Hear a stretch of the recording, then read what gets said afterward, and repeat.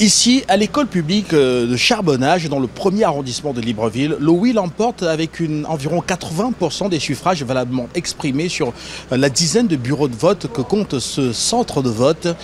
Il est à noter une volonté réelle de transparence dans l'ensemble du processus de décompte des voix. On peut le constater notamment à travers le décompte en lui-même qui est public. On a vu les populations qui souhaitaient voir comment est-ce que le processus s'est déroulé, s'est terminé ici dans ce centre de vote.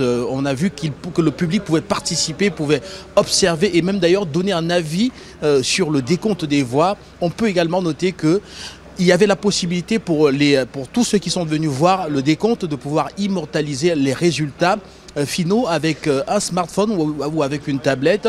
Question de garder une archive claire de comment est-ce que le processus s'est achevé dans ce centre de vote. Il est donc à noter que c'est une marque de transparence dans le cadre de l'organisation de cette élection parce qu'effectivement cela permet de savoir que chaque voix de chaque Gabonais a compté effectivement dans ce centre de vote. Alors, il faut dire que les opérations ont débuté depuis 7 h du matin. Donc, les Gabonais sont venus exprimer leur choix pour le référendum. Et donc, avec l'équipe qui m'accompagne, donc le premier vice-président, le deuxième et les rapporteurs, nous avons effectué le dépouillement dans des meilleures conditions. Et les résultats que vous voyez sont le fruit d'un calcul bien précis entre les suffrages obtenus pour le oui et les suffrages obtenus pour le non. Et donc, ça a donné ce que vous voyez sur le bureau. Et dans mon bureau de vote, bureau numéro 1, École publique des Charbonnages, le oui a triomphé. Je pourrais dire que dans l'ensemble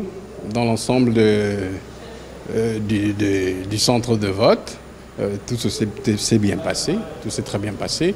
Et donc, on n'a pas eu d'incident depuis 7 h du matin jusqu'à maintenant où nous nous apprêtons à quitter les lieux. Donc, nous allons rejoindre la mairie pour aller à la commission, rendre les urnes. Et puis pour le résultat final qui sera annoncé provisoirement par le ministre de l'Intérieur et puis après définitivement par la Cour constitutionnelle. Donc moi, en tant que président du bureau 1 de l'École publique des Charbonnages, je suis satisfait du déroulement de ces élections au niveau de notre arrondissement et de notre siège.